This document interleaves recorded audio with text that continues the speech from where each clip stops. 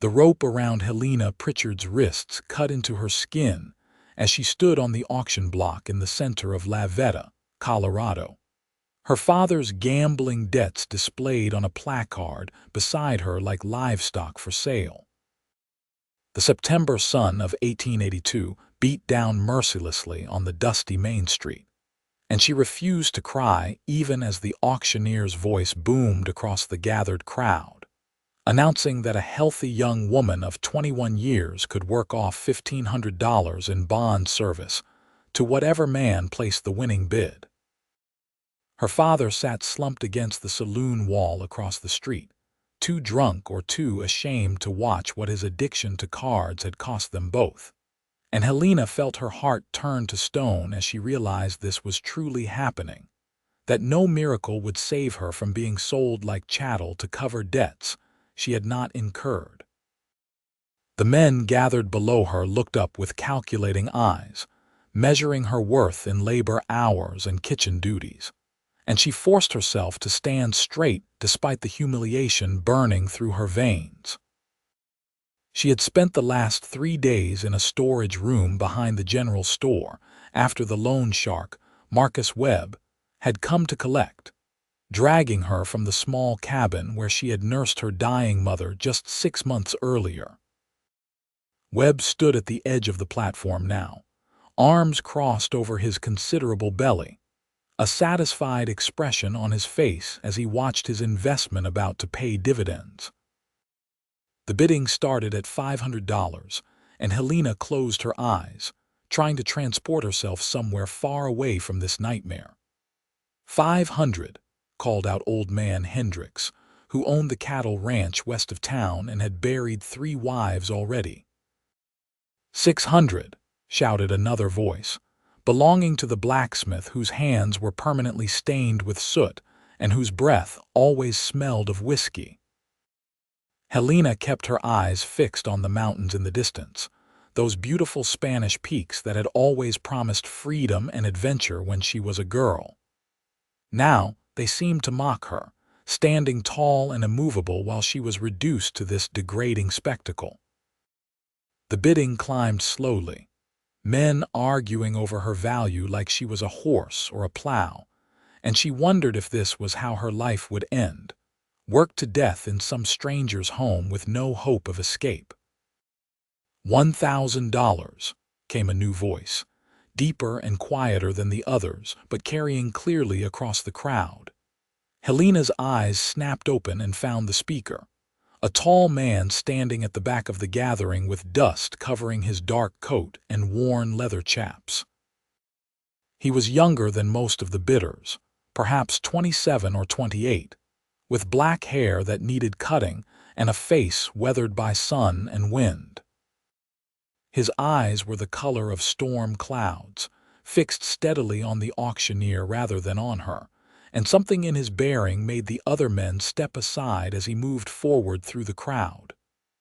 "Well now," the auctioneer said, his enthusiasm growing, "we have a serious bidder." $1,000 from the stranger. "Do I hear 1,100? Old man Hendricks spat tobacco juice into the dirt. 1,100, he growled, clearly annoyed at the competition. The stranger did not hesitate. 1,500, he said, his voice carrying a finality that made several people gasp. That was the exact amount of the debt. If someone paid 1,500, Webb would have his money and the auction would end. Helena stared at the man, trying to understand what she saw in his face. He was not looking at her with the same predatory assessment as the others. In fact, he barely glanced at her at all, keeping his attention on the auctioneer and on Webb, who had straightened up with sudden interest. 1,500 covers the debt, Webb announced loudly. But the girl's bond service is worth more than that. She can cook, sew, clean, and she has been educated. Her mother was a school teacher. I will not let her go for merely the debt amount. Then name your price, the stranger said, his tone flat and dangerous in a way that made Helena's breath catch. Webb smiled, showing yellow teeth. $3,000, and she is yours for 7 years of bond service. The crowd erupted in murmurs and exclamations. $3,000 was a fortune, more than most men in Lavetta would see in 5 years of hard labor. It was an absurd amount, clearly meant to price out the stranger and allow Webb to continue the auction at his leisure. Helena felt despair wash over her again. No one would pay such a sum. $3,000, the stranger said immediately, reaching into his coat. Every eye in the street turned to watch as he pulled out a thick leather wallet and began counting bills onto the auctioneer's table. The money was real, crisp banknotes that rustled in the slight breeze, and Helena counted along silently as the stack grew. 2,500, 2,800, 3,000 exactly.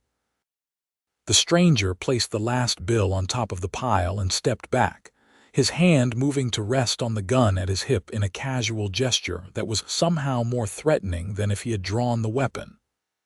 "I believe that settles the matter," he said quietly.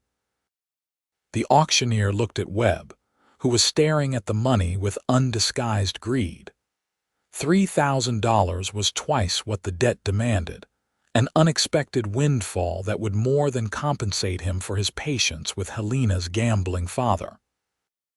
Webb nodded slowly, and the auctioneer brought down his gavel with a sharp crack. "Sold to the gentleman in the black coat. The bond contract will be drawn up immediately." Helena's knees nearly buckled as the reality sank in. She had been purchased. She belonged to this stranger now, bound to serve him for 7 years in whatever capacity he demanded. The crowd began to disperse, the entertainment over, and the auctioneer gestured for her to step down from the platform. Her legs were stiff from standing so long, and she stumbled on the steps. A strong hand caught her elbow, steadying her, and she found herself looking up into the stranger's gray eyes. "Easy," he said, his voice gentler than she expected. "When did you last eat?" The question surprised her so much that she answered honestly. "Yesterday morning." He frowned and guided her toward the general store, his hand still supporting her elbow. Inside, he spoke briefly with the shopkeeper and then pressed a wrapped sandwich and a canteen into her hands. "Eat," he commanded. "We have business to conclude and then we will be leaving town." Helena ate mechanically, too exhausted and overwhelmed to do anything but obey. The food was simple, bread and cheese and dried beef, but it was the best thing she had tasted in days. While she ate, the stranger spoke with Webb and the auctioneer at a table in the corner, signing papers and conducting the legal transfer of her bond service. She could see Webb's satisfied expression as he pocketed the money, counting it 3 times to be sure of the amount. Finally, the stranger returned to her side carrying a rolled document bound with string. "Are you finished?" he asked, nodding toward the sandwich. "Yes, sir," Helena said quietly, the words bitter in her mouth.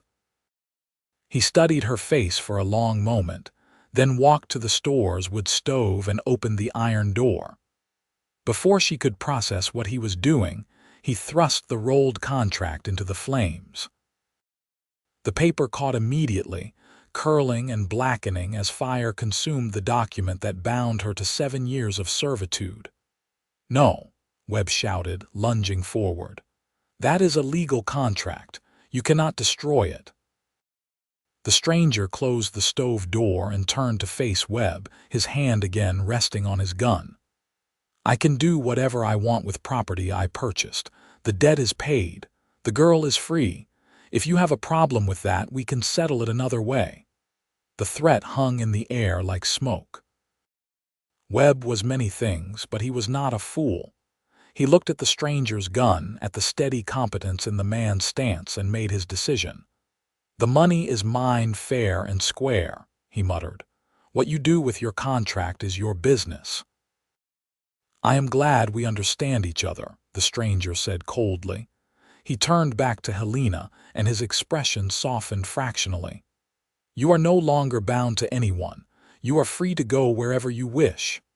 Helena stared at him, unable to comprehend what had just happened.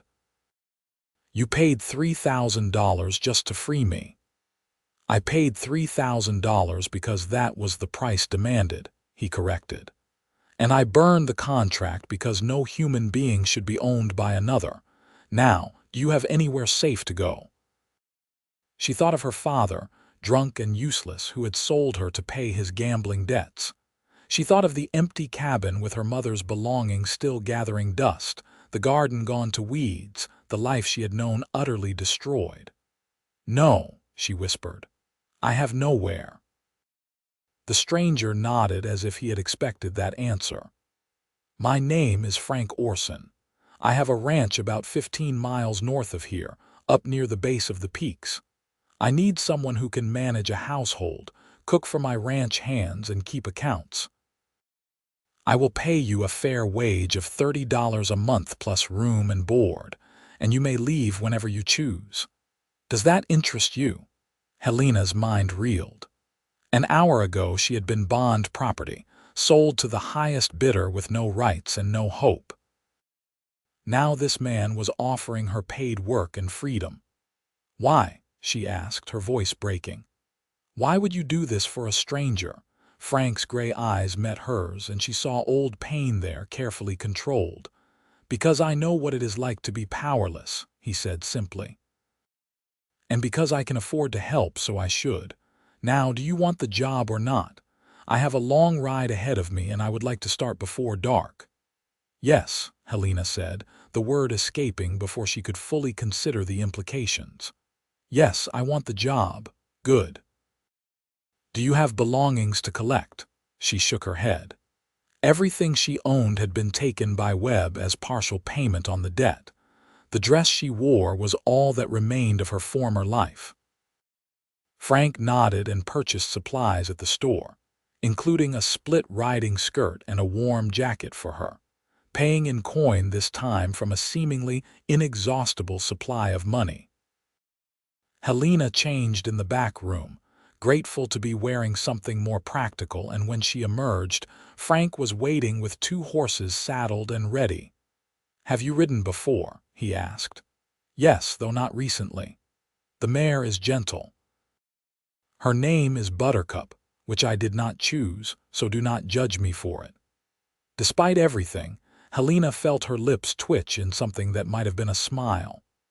Frank helped her mount, his hands respectful and careful, and then swung into his own saddle with practiced ease. They rode north out of La Veta as the afternoon sun began its descent toward the mountains, and Helena did not look back at the town where she had been born and raised and finally sold like livestock.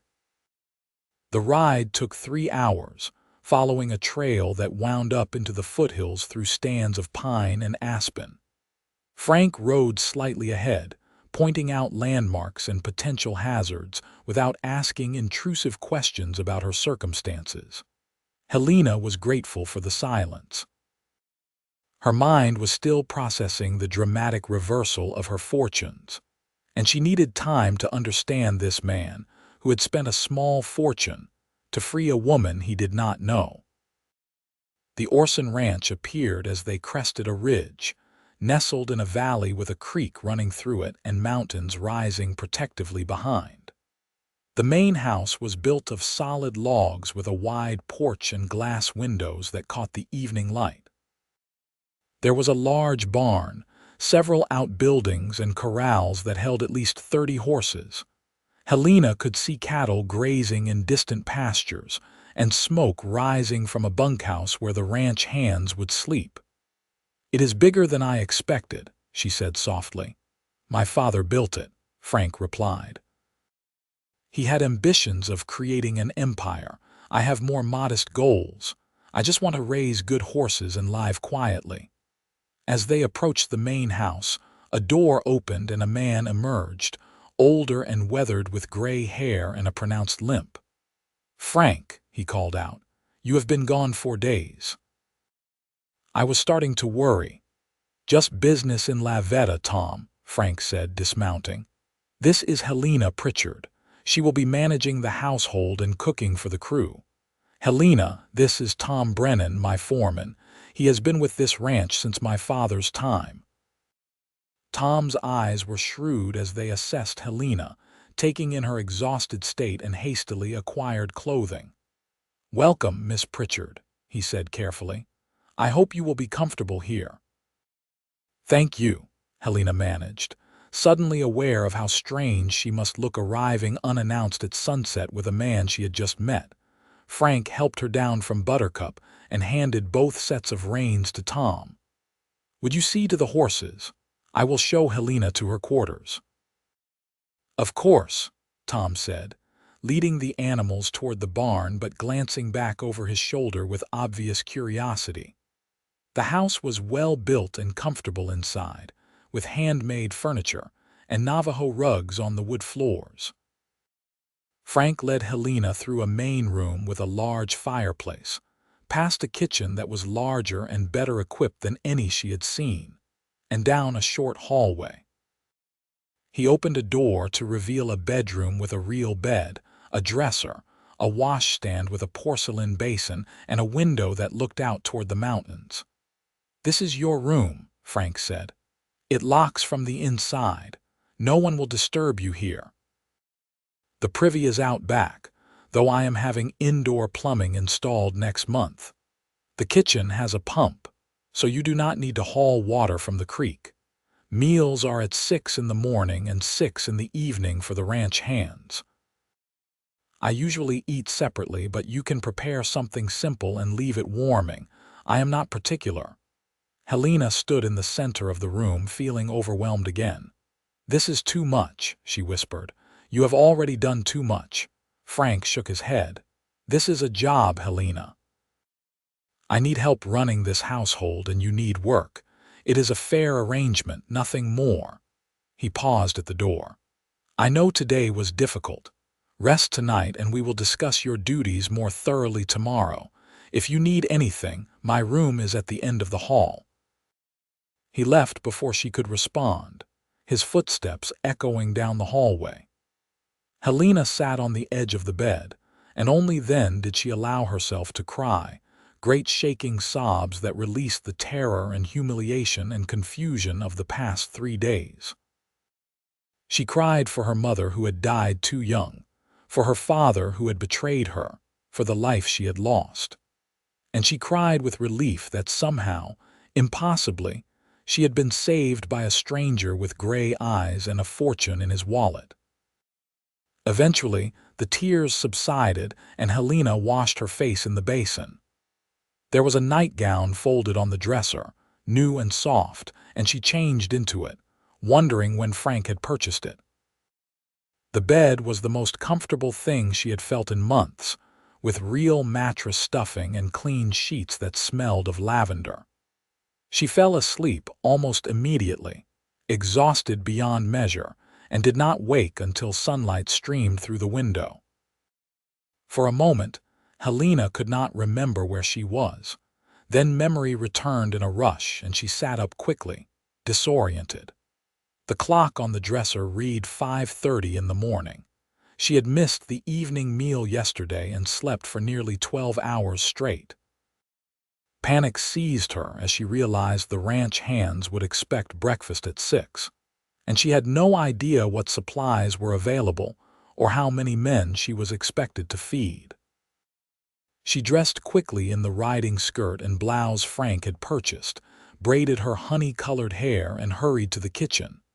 To her surprise, she found Frank there, building up the fire in the large cast-iron stove. "Good morning," he said calmly. "I thought you might sleep longer, so I started the fire. There is coffee already made." "I am so sorry," Helena said quickly. "You hired me to cook and I slept through my first shift. It will not happen again." Frank poured her a cup of coffee and handed it to her. "You were exhausted. I expected you to sleep late. Do not apologize for taking care of yourself. But the ranch hands can wait an extra half hour for breakfast. They will not die of starvation. Now, drink your coffee and I will show you where everything is stored."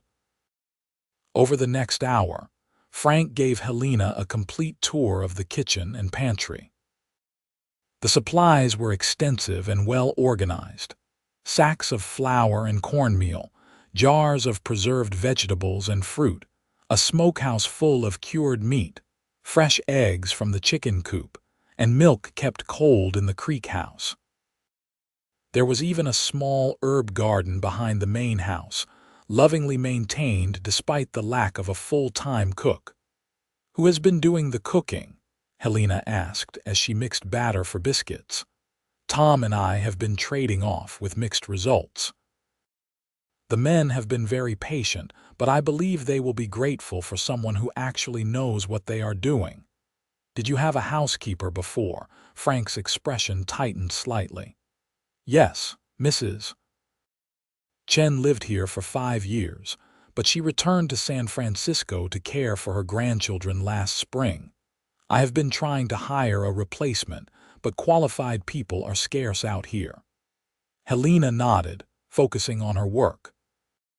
She prepared biscuits, gravy, fried eggs, bacon, and coffee for the crew, working with efficient competence born of years helping her mother feed boarders they had taken in to make ends meet.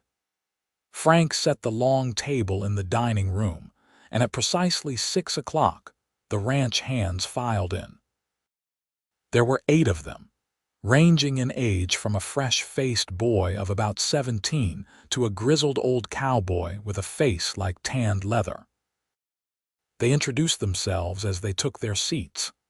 Young Billy Chen, whose mother had been the previous housekeeper, brothers Jacob and Samuel Martinez, Red Murphy, whose hair justified his nickname, Old Charlie Watkins, and 3 others whose names Helena tried to memorize. The meal was consumed with enthusiastic approval and multiple requests for seconds. "Miss Pritchard, this is the best gravy I have had in 6 months," Red Murphy declared, mopping his plate with a 3rd biscuit. "If you keep cooking like this, none of us will ever want to leave," Jacob Martinez added with a grin. Helena felt warmth spread through her chest at the genuine appreciation.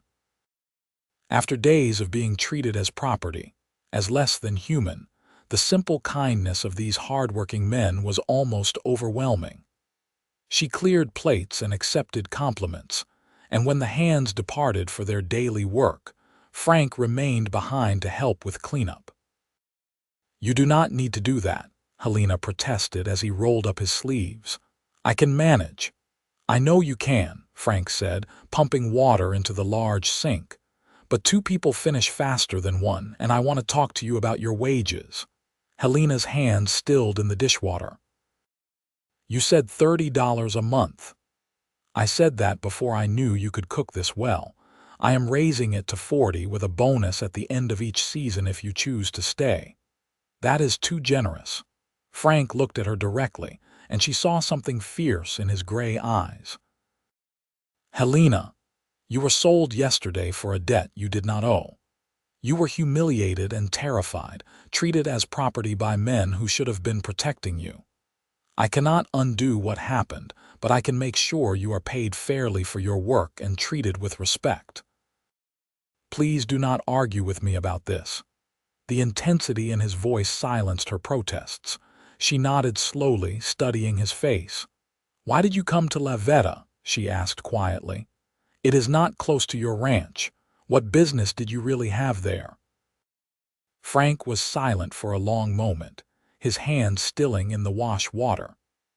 "I received a letter from Tom's cousin, who lives in town. He said there was going to be an auction of bond service, and that Webb was known for selling people into situations that were little better than slavery. I went to see if I could prevent it. You went specifically to stop the auction. I went hoping I would not be needed, but when I saw you on that platform, saw the men bidding on you like you were livestock, I could not stand by and do nothing." Helena felt tears prick her eyes again. "You spent $3,000 on a stranger." "I spent $3,000 on principal," Frank corrected gently. "And I would do it again. Now, if you are going to cry, please do it away from the dishwater, Salt ruins the taste." The unexpected joke startled a laugh out of her, watery but genuine. Frank's face softened into something that might have been a smile, and for the first time, Helena saw past his careful control to the kind man underneath. They finished the dishes in companionable silence, and then Frank excused himself to work with the horses, leaving Helena to explore her new home and responsibilities. The days fell into a rhythm after that. Helena woke early to prepare breakfast for the crew, spent her mornings on household tasks and baking, cooked lunch and dinner, and had her evenings free to read or sew or simply watch the sunset from the porch. The work was hard but satisfying, and the men were uniformly respectful and appreciative. Frank paid her wages every Friday in cash, counting out the bills with meticulous care and thanking her formally for her work. He was an enigmatic employer. Some days he was distant and formal, speaking to her only about household matters. Other days he was surprisingly warm, helping with chores without being asked and making dry observations that revealed a sharp wit. He was clearly educated, with shelves of books in his study and a habit of reading late into the night. He was also completely isolated, never socializing with neighboring ranchers and rarely venturing into town. Helena found herself watching him more than she should, noticing the way his hands moved when he worked with the horses, gentle and patient. She noticed how he always thanked the ranch hands for their efforts, how he paid them generously and fairly. She noticed the shadows that sometimes crossed his face when he thought no one was looking, and she wondered what had put them there. 3 weeks after her arrival, Helena was in the kitchen preparing pie crust when Frank entered through the back door, his face troubled. "Helena, I need to tell you something," he said without preamble. "Tom's cousin sent word that your father is very ill. He is at the boarding house in Lavetta, and the owner says he may not have long." Helena's hands stilled in the flour. She felt a complicated tangle of emotions. Anger at the man who had sold her, grief for the father he had once been before whiskey and gambling destroyed him, and guilt that her first instinct was not to rush to his side. "I do not know what to feel," she admitted quietly. "You do not need to decide right now," Frank said. "But if you want to go to him, I will take you, and if you never want to see him again, I will support that decision as well." Helena looked up at him, this man who barely knew her but somehow understood exactly what she needed to hear. "Would you come with me if I went?" she asked. "I do not think I can face him alone." "Of course," Frank said immediately. "We can leave this afternoon if you wish." They rode to Lavetta in silence, arriving as the autumn afternoon faded into evening. The boarding house was a tired building on the edge of town, and the owner met them at the door with obvious relief. "Miss Pritchard, thank goodness. Your father has been calling for you. He is upstairs, first door on the right." Helena climbed the stairs slowly, her heart pounding. Frank stayed close behind her, a solid presence at her back. The room was small and stuffy, and her father lay in the narrow bed looking 20 years older than when she had last seen him on that terrible auction day. His face was yellow with jaundice, and his breathing rattled in his chest. "Helena," he whispered when he saw her. "You came." "I came," she confirmed, standing stiffly by the door.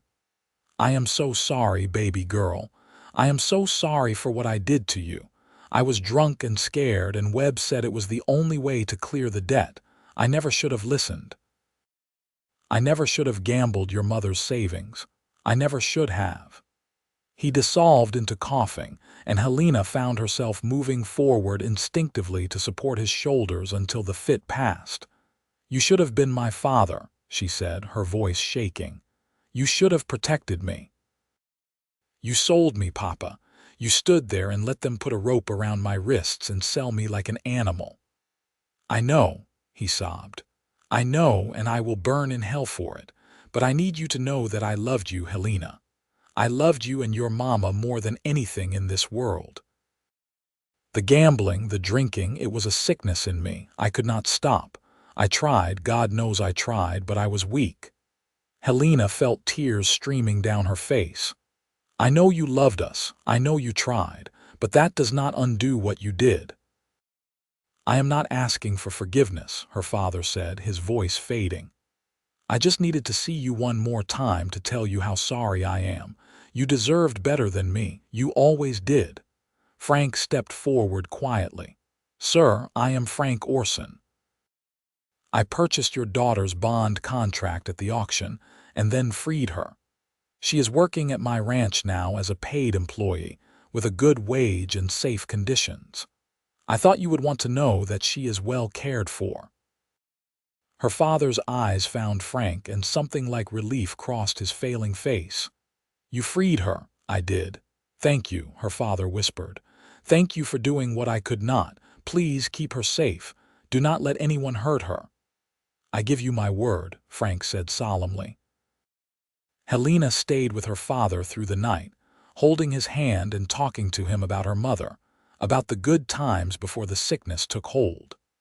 Frank dozed in a chair by the door, waking whenever she shifted or her father's breathing changed. Just before dawn, her father squeezed her hand weakly one last time. Be happy, baby girl, he murmured. Find someone good. Have the life your mama wanted for you. I will try, Papa, Helena promised. He smiled, closed his eyes, and slipped away so quietly that she almost did not notice the moment he passed. She sat there holding his cooling hand and crying silently while Frank came to stand beside her, his hand resting gently on her shoulder. They buried her father 2 days later in the Lavetta cemetery, next to her mother as he had requested. There were few mourners. Helena, Frank, Tom's cousin, and the boarding house owner who had cared for him at the end. The preacher spoke kind words about redemption and forgiveness, and Helena stood dry-eyed through the service, all her tears already shed. Back at the ranch, life continued. Helena threw herself into her work, and the men respected her grief by making no demands beyond accepting the meals she prepared. Frank was quietly supportive, never pushing her to talk but always available if she needed anything. And slowly, gradually, Helena began to heal. October arrived, bringing cold nights and spectacular displays of autumn color. The ranch hands worked long hours preparing for winter, cutting hay and repairing buildings and moving cattle to sheltered pastures. Helena preserved vegetables, smoked meat, and stocked the pantry against the coming snow. And every evening, she and Frank fell into the habit of sharing coffee on the porch, watching the stars emerge over the mountains and talking about nothing and everything. She learned that Frank's father had been a wealthy merchant from Boston, who had come west seeking adventure and fortune in the gold fields. He had found neither gold nor glory, but had built the ranch through determination and shrewd business dealings. Frank's mother had died when he was young, and his father had raised him with high expectations and little affection. He wanted me to be hard, Frank said one evening, his breath misting in the cold air. He believed that compassion was weakness, that successful men took what they wanted without apology. When I questioned his treatment of the workers, when I objected to how he conducted business, he said I was soft and worthless. You are neither of those things, Helena said firmly. I know that now. But for years I tried to be what he wanted, tried to prove I could be as ruthless as he was. It made me miserable, and it hurt people who did not deserve it. He paused, staring at the distant peaks. When he died 5 years ago, I inherited everything. And the first thing I did was change how this ranch operated. Fair wages, decent conditions, respect for every person who works here. My father would have been disgusted, but I have never regretted it. Is that why you came to Lavetta? Helena asked. Because you regretted not standing up to your father sooner. Frank turned to look at her, his gray eyes steady and honest. I came to Lavetta because Tom's cousin wrote that a young woman was going to be sold to satisfy her father's debts, and I remembered what it was like to be powerless under the control of a parent who did not deserve that power. I could not save myself back then, but I could save you. It was purely selfish, really. That is the least selfish thing I have ever heard, Helena said softly. Then you have not been listening. But his tone was gentle, almost teasing, and Helena felt her heart skip in a way that had nothing to do with fear or grief, and everything to do with the man sitting beside her. November brought the first serious snow, and the ranch settled into winter routines. Helena spent more time indoors, baking bread and mending clothes and managing the household accounts that Frank had turned over to her with complete trust. She discovered that she enjoyed the work, enjoyed the sense of purpose and competence it gave her. And she enjoyed, more than she wanted to admit, the time she spent with Frank. He was unlike any man she had ever known. He treated her as an equal, asking her opinion on ranch decisions and listening seriously to her thoughts. He noticed small things, like when she preferred her coffee or when she needed quiet time alone. And he made her laugh with his dry observations and unexpected moments of whimsy. Like the day he declared war on the mice in the grain store and enlisted her help in an elaborate trapping campaign that ended with both of them covered in flour and laughing helplessly. The ranch hands noticed the growing connection between them and approved heartily. "Boss is happier than I have seen him in years," Red Murphy told Helena one morning while she served breakfast. "You are good for him, Miss Pritchard." "We are just friends," Helena protested, feeling her cheeks heat. "Sure you are," Red said with a knowing grin. "And I am the King of England." But Helena was not sure what they were. Frank had never made any advance that could be construed as romantic. He had never touched her except in the most respectful ways, never said anything that suggested he saw her as more than an employee and friend. And Helena found herself increasingly frustrated by her own growing feelings, uncertain if they were reciprocated, or if she was simply projecting gratitude onto the man who had saved her. The uncertainty resolved itself on a cold December evening when Frank asked Helena to accompany him to the barn. One of the mares was foaling, and he wanted her to see it. They stood together in the warm, hay-scented space, watching as the mare labored and finally delivered a perfect black colt with a white star on his forehead. "He is beautiful," Helena breathed, watching the foal struggle to his feet on shaky legs. "He is," Frank agreed. "Life beginning against all odds. It never stops amazing me." Helena looked at him, at his strong profile gilded by lantern light, and felt something shift inside her chest.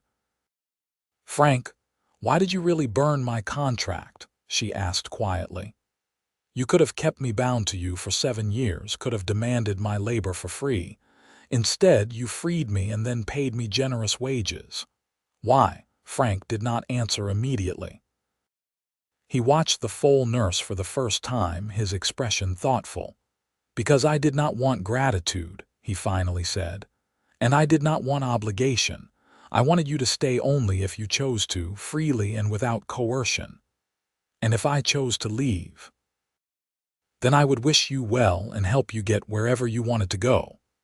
He turned to face her fully, and in his gray eyes she saw vulnerability she had never witnessed before.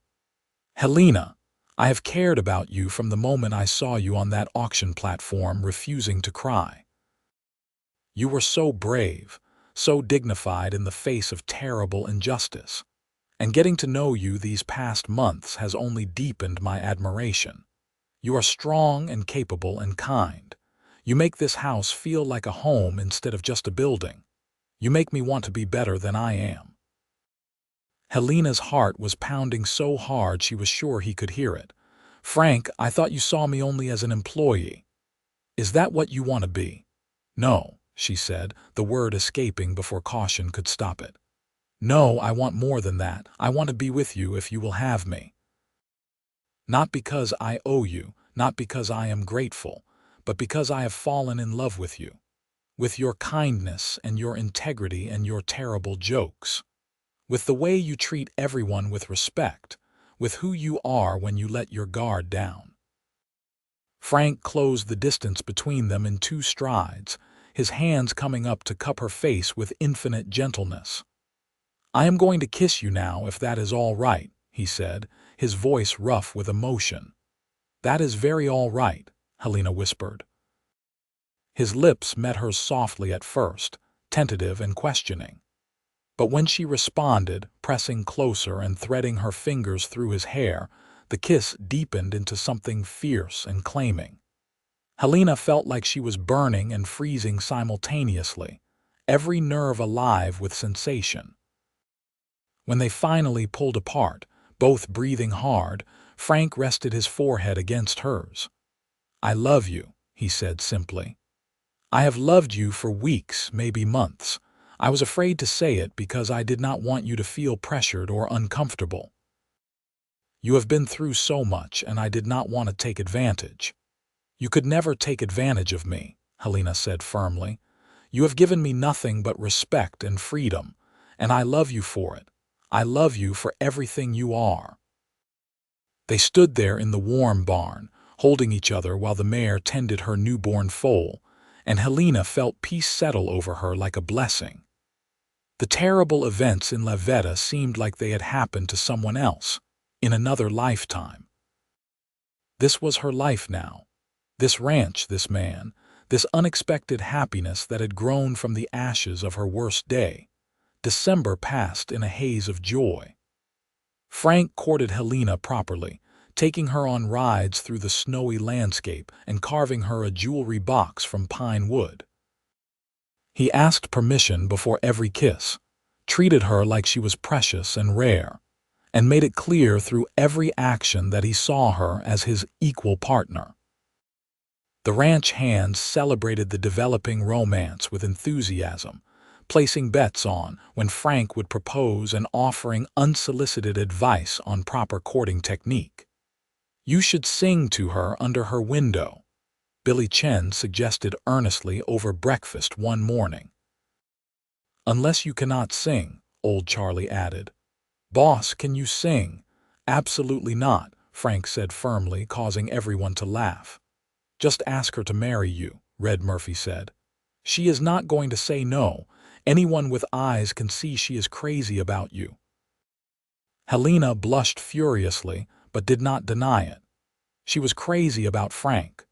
She loved his steady presence, his quiet strength, his complete dedication to fairness and honesty. She loved how he read to her in the evenings from his collection of books, doing ridiculous voices for different characters. She loved how he always made sure she was warm enough, fed enough, happy enough. And she loved how he looked at her like she was the most important person in the world. On Christmas Eve, Frank invited Helena to join him in his study after dinner. The room was warm and cozy, with a fire crackling in the hearth and snow falling softly outside the windows.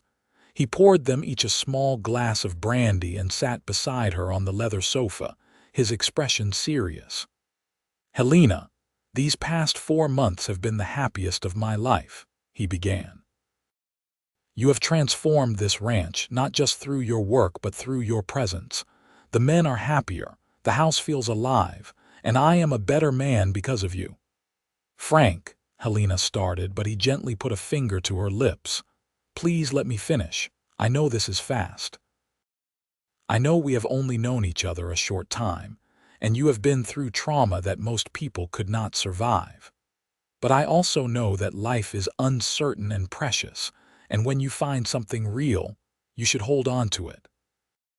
So I am asking, with full awareness that you may need more time or may say no entirely, if you would consider marrying me."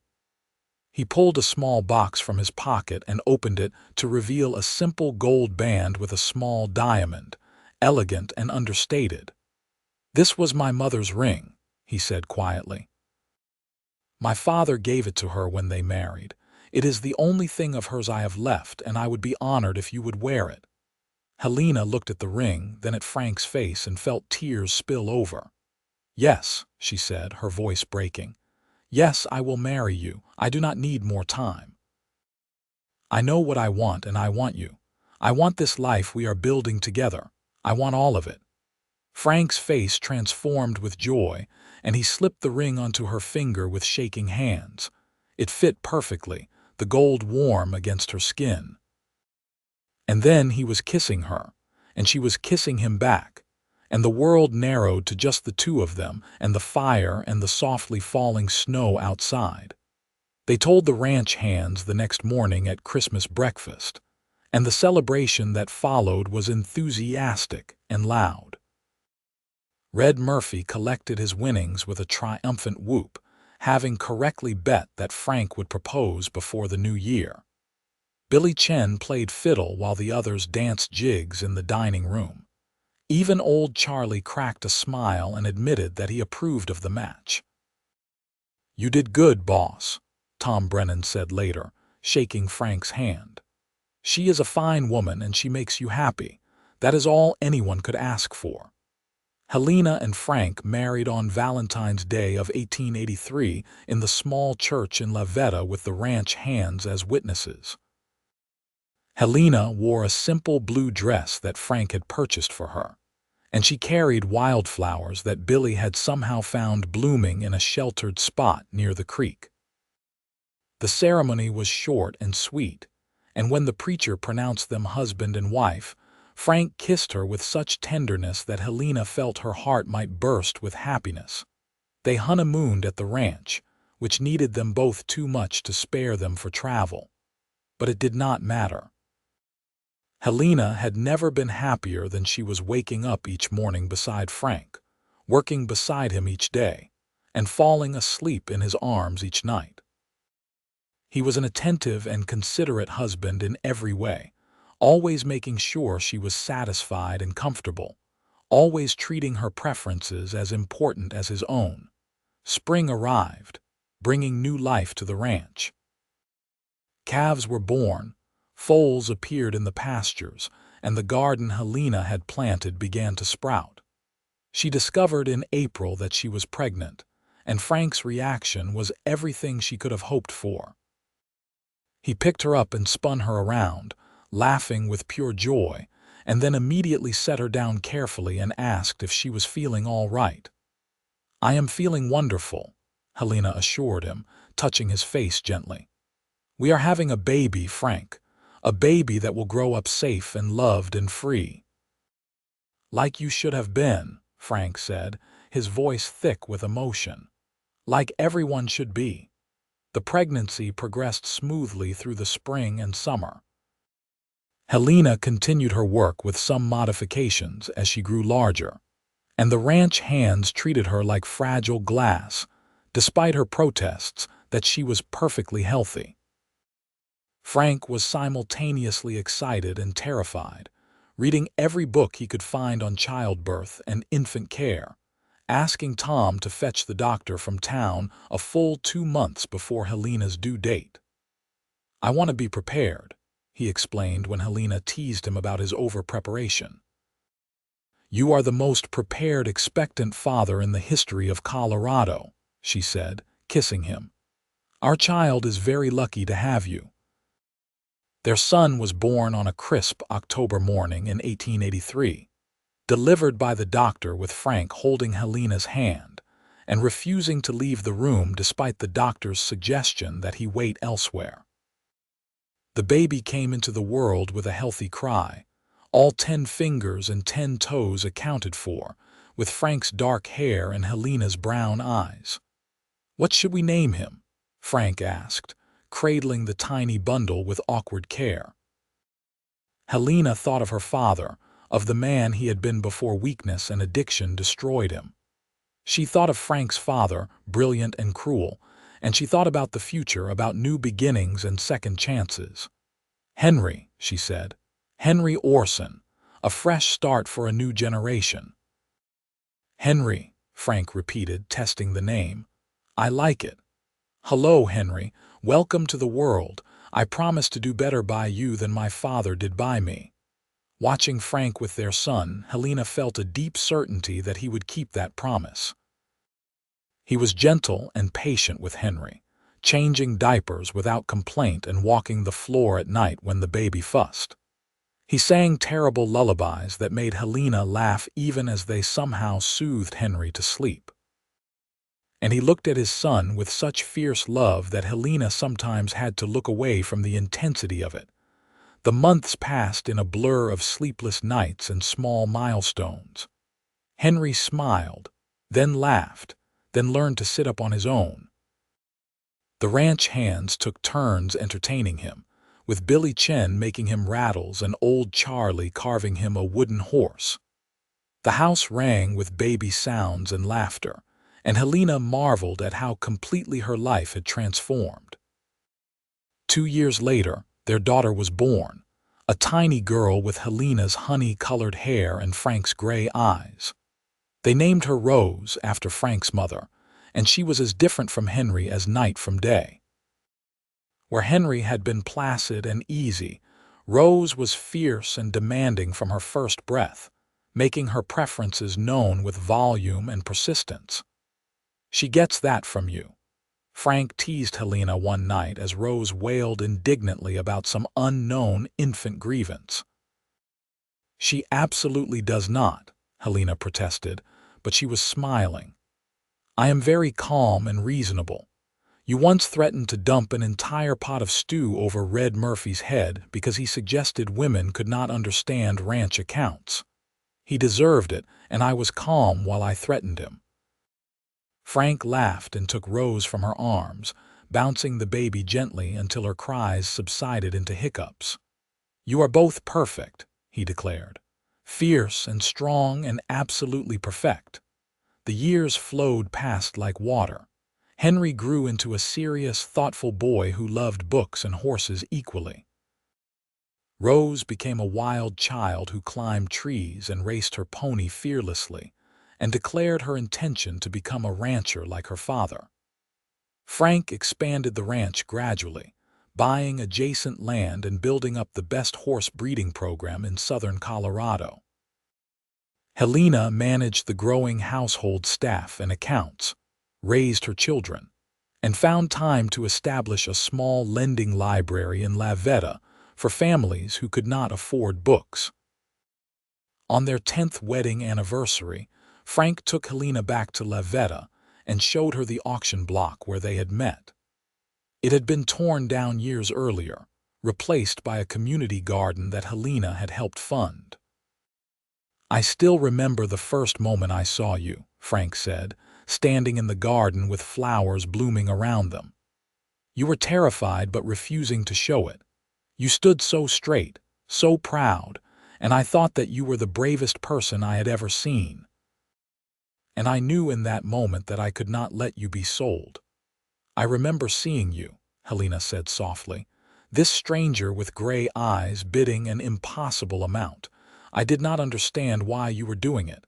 I thought maybe you were just as bad as the others, just richer. And now I know you are the best man I have ever met. You saved me, Frank, not just from the auction, but from losing hope. You showed me that there are still good people in the world, that kindness exists, that love is real and lasting." Frank pulled her close, kissing her forehead. "You saved me too.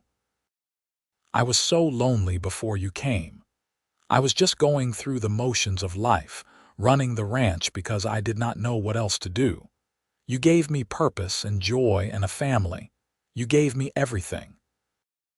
They stood there in the garden that had replaced the auction block, holding each other while the sun set over the mountains, and Helena thought about the strange roads that had brought them together.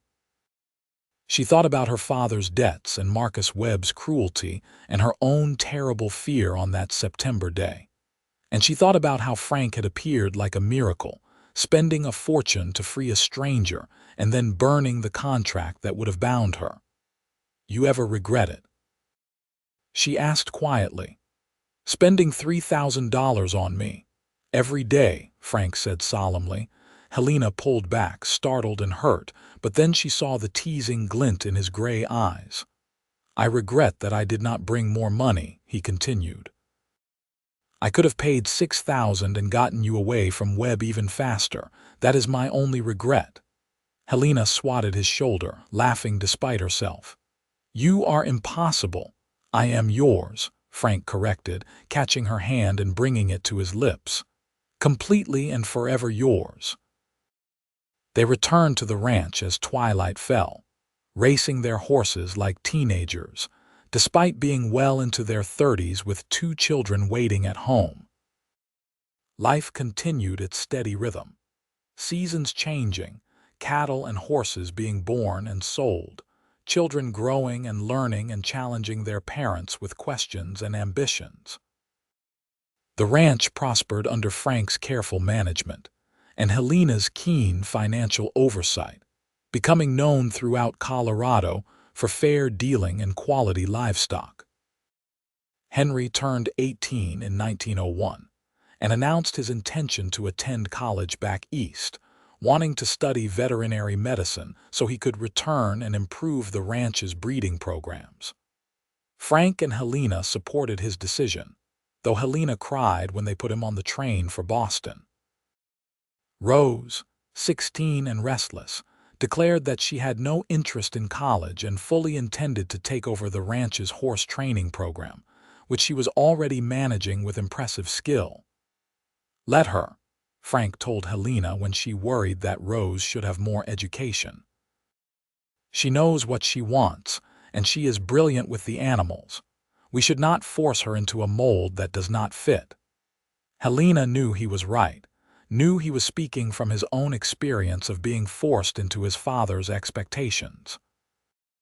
So she let Rose follow her passion, and watched with pride as her daughter became one of the most respected horse trainers in the region, fearless and intuitive, and absolutely in her element. The new century brought changes to the West. Railroads expanded, towns grew, and the wild frontier that Helena and Frank had known in their youth became increasingly civilized.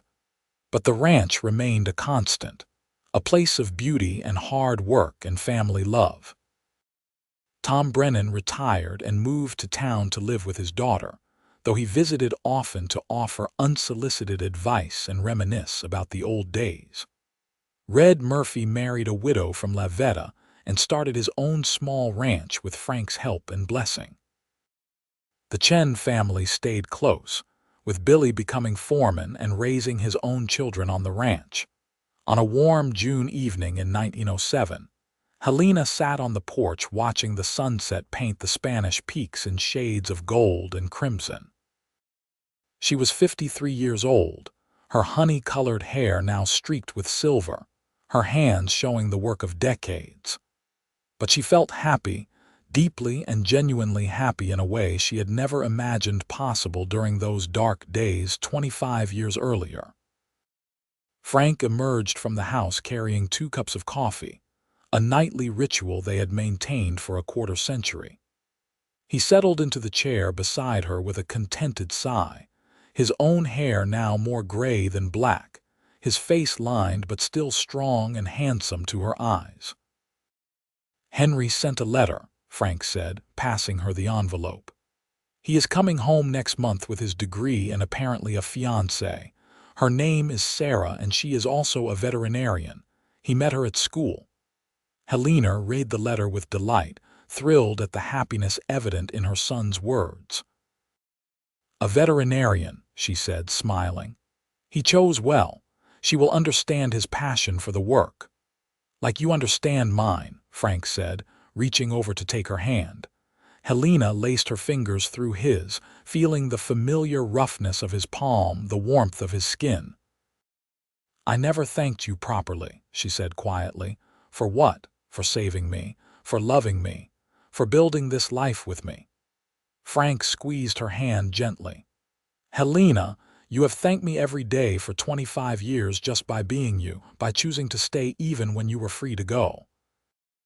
By loving me back, by giving me Henry and Rose, by making this house a home and this ranch more than just a business. You have nothing to thank me for. We saved each other. We did not we? Helena said, feeling tears prick her eyes, though these were happy tears, grateful tears. I was so frightened that day in Lavetta. I thought my life was ending. I could not imagine any future that did not involve pain and degradation. And instead I got you. I got this. She gestured at the ranch spread out before them, at the mountains standing eternal watch, at the life they had built together. I got everything I never knew I wanted, everything I never dared to dream. Frank stood and pulled her gently to her feet, gathering her into his arms. "Dance with me," he said, and began humming an old waltz tune. They swayed together on the porch, no music but Frank's off-key humming, no audience but the horses in their corrals and the stars emerging overhead. Helena rested her head on her husband's chest, listening to the steady beat of his heart, and felt profound gratitude for the strange and wonderful path that had brought her here. That auction block in Lavetta had been the worst moment of her life and also, paradoxically, the best. It had stripped away everything false and revealed what mattered: courage in the face of injustice, kindness when cruelty would be easier, love when fear seemed safer. Frank had seen her at her most vulnerable and had responded not with exploitation but with liberation. He had paid double the asking price, an outrageous sum, and then destroyed the very contract that would have given him power over her. "Why did you really burn it?" she asked again, the question that had started them on this path so many years ago. The real reason, beyond principle and freedom and all the noble answers. Frank was quiet for a moment, still swaying with her in the twilight. "Because I wanted you to choose me," he finally said. "I knew from the moment I saw you that I wanted you in my life. But I did not want you to stay out of obligation or gratitude or fear. I wanted you to stay because you wanted to be with me. So I burned the contract and paid you wages and gave you every opportunity to leave. And every day that you chose to stay was the greatest gift you could have given me." Helena pulled back to look at his face, at the gray eyes that had first caught her attention all those years ago. "I choose you," she said firmly. "I chose you then. I choose you now. I will choose you every day for the rest of my life. You are my home, Frank Orson. You are my family and my future and my greatest love. I would choose you 1,000 times over." He kissed her then, deep and slow and full of 25 years of love and devotion. When they finally broke apart, both slightly breathless, Frank rested his forehead against hers. "That is all I ever wanted to hear," he whispered. They stood there as full darkness fell, holding each other and watching the stars emerge one by one over the mountains. Inside the house, they could hear Rose moving around, likely planning her next training session. Somewhere in Boston, Henry was packing to come home with his new bride. The ranch stretched out around them, peaceful and prosperous, a testament to years of hard work and fair dealing. Helena thought about the girl she had been, standing on that auction block with rope cutting into her wrists and terror in her heart. She thought about how that girl could never have imagined this moment, this life, this profound and lasting happiness. And she thought about how sometimes salvation came from the most unexpected sources, how sometimes the worst day of your life could lead directly to the best. "Tell me again," she said to Frank, a familiar request. "I love you," he responded immediately, the words as fresh and true as the first time he had spoken them. "I love you, Helena Orson. I loved you when I first saw you refusing to cry. I loved you when we shared coffee on the porch those first months. I loved you when you agreed to marry me. I loved you when you gave me our children. And I love you now, perhaps even more than all those other times, because now I know every part of you and I love all of it." "And I love you," Helena said, her voice strong and certain. "My cowboy who paid double and burned the contract. My husband who saved me and then loved me. My partner in everything. I love you, Frank Orson, with all that I am." They went inside eventually, making their way to the bedroom they had shared for 25 years. They made love gently, familiarly, with the ease of long practice and deep affection. And afterward, Helena lay in Frank's arms, listening to his breathing even out into sleep, and counted her blessings. A father who had loved her despite his weaknesses, giving her one last apology before he died. A mother whose memory guided her still, teaching her strength and grace. A husband who had seen her at her worst moment and responded with unimaginable kindness. Children who were healthy and happy and following their own paths. A home that was solid and welcoming, filled with love and laughter and the satisfaction of meaningful work. The years continued their steady march. Henry returned with Sarah, who was everything Helena could have hoped for in a daughter-in-law, brilliant and kind and completely devoted to her son. They married that autumn in a ceremony at the ranch, with half of La Veta in attendance, and a celebration that lasted until dawn. Rose met a young rancher from the next valley, a man who respected her independence and shared her passion for horses, and married him 2 years later in a smaller ceremony that was no less joyful. Grandchildren arrived, first Henry and Sarah's son Michael, then twin girls named Grace and Emma, then Rose's daughter Clara. The ranch house rang with young voices again, and Frank built a playground near the barn where the children could play safely while their parents worked.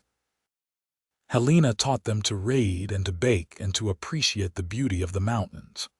Frank taught them to ride and to care for animals and to always stand up for what was right. On their 30th anniversary, the whole family gathered at the ranch for a celebration. Henry gave a toast thanking his parents for showing him what a strong marriage looked like. Rose presented them with a beautiful painting she had commissioned, showing the ranch house with the Spanish peaks behind it, exactly as it looked on a clear summer day. The grandchildren performed a slightly chaotic play about how their grandparents had met, with young Michael playing Frank with oversized dignity and Clara playing Helena with exaggerated bravery. "That is not how it happened," Helena protested, laughing. "I was terrified."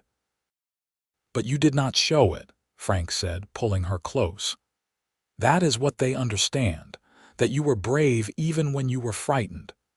That night, after everyone had gone to bed, Frank led Helena to his study and pulled out a wooden box she had never seen before. Inside were papers, carefully preserved, and it took her a moment to recognize them. "Is that the poster from the auction?" she asked, her voice shaking. "Yes," Frank said. "I kept it as a reminder, not of that terrible day, but of what came after. Of how the worst moments can lead to the best outcomes if we choose courage over cruelty." Helena looked at the faded poster advertising her bond service, at the cruel words describing her as property to be sold. And she felt no pain, no anger, only deep gratitude that those dark days were long past and had led to such unexpected joy. "Burn it," she said decisively. "We do not need reminders of the past. We have the present and the future, and that is enough." Frank smiled and carried the poster to the fireplace, watching it catch and burn as he had burned her contract 30 years earlier. The flames consumed the old pain, the old fear, leaving only warmth and light. And Helena stood beside her husband, watching the past transform into smoke and ash, feeling lighter than she had in years. They celebrated their 40th anniversary in 1923, surrounded by children and grandchildren and great-grandchildren, a vast, sprawling family built on a foundation of love and respect and second chances. Frank was 73 now, still strong but moving more slowly. Helena was 69, her hair pure silver, her hands arthritic but still capable. They sat together on the porch in their customary chairs, watching the sunset as they had done thousands of times before. "You remember," Helena said softly, "the first time we sat here together. You had just offered me this job, and I was so confused about why you had helped me." "I remember," Frank said, his voice still strong despite his years. "You looked like you could not decide whether to trust me or run away. I am glad I trusted you. So am I." They sat in comfortable silence, holding hands as the sky turned from gold to rose to purple. The ranch spread out before them, changed but recognizable, still beautiful and productive after more than 40 years of their stewardship. Henry had taken over much of the daily management, with Rose overseeing the horse breeding program, and Sarah running a small veterinary practice on the property. The legacy they had built together would continue long after they were gone, sustained by the values they had instilled in their children and grandchildren. "Frank," Helena said as the first stars appeared, "thank you for everything. For saving me, for loving me, for giving me this extraordinary life. I could not have imagined anything better." Frank squeezed her hand gently. "The pleasure was entirely mine, Mrs. Orson. Every day with you has been a gift." They stayed on the porch long into the evening, talking quietly about memories and grandchildren, and the garden that would need planting in the spring. And when they finally went inside, Frank helped Helena up the stairs with patient gentleness, and they fell asleep in each other's arms as they had done for 40 years, still in love, still grateful, still choosing each other every single day. Frank passed away peacefully in his sleep in the winter of 1925, surrounded by family, his hand clasped in Helena's.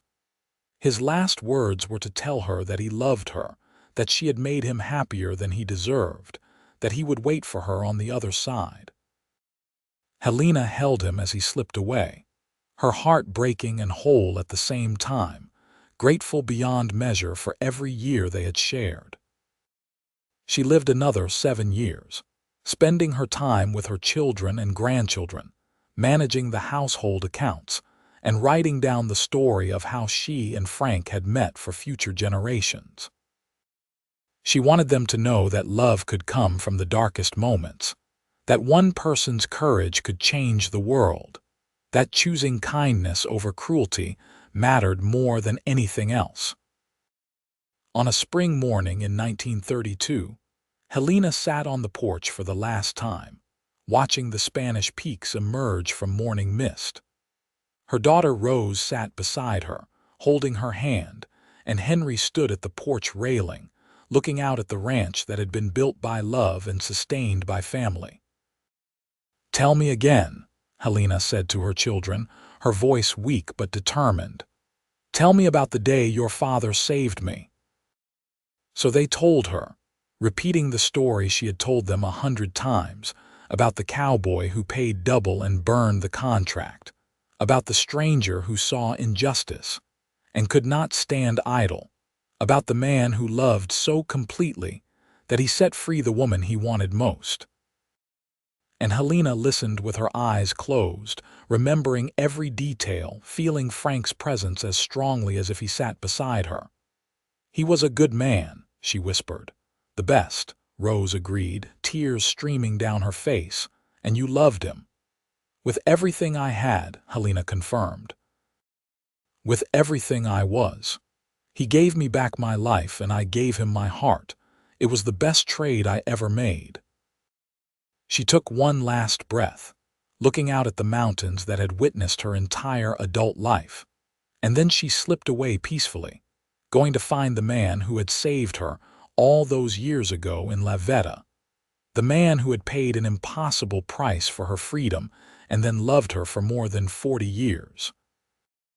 the man who had taken the worst day of her life and transformed it into the beginning of the greatest love story she could have imagined. The ranch continued for generations after them, sustained by the family they had built and the values they had instilled. And in La Veta, where an auction block once stood and a young woman was sold to pay her father's debts, a garden still bloomed, testament to the truth that from terrible injustice could grow something beautiful, that one person's courage could ripple across decades, that love, real and true and freely chosen, could redeem even the darkest moments and build a legacy that would endure long after the lovers themselves had passed into memory and legend. Helena Pritchard had been sold to cover her father's debt. Frank Orson had paid double and burned the contract.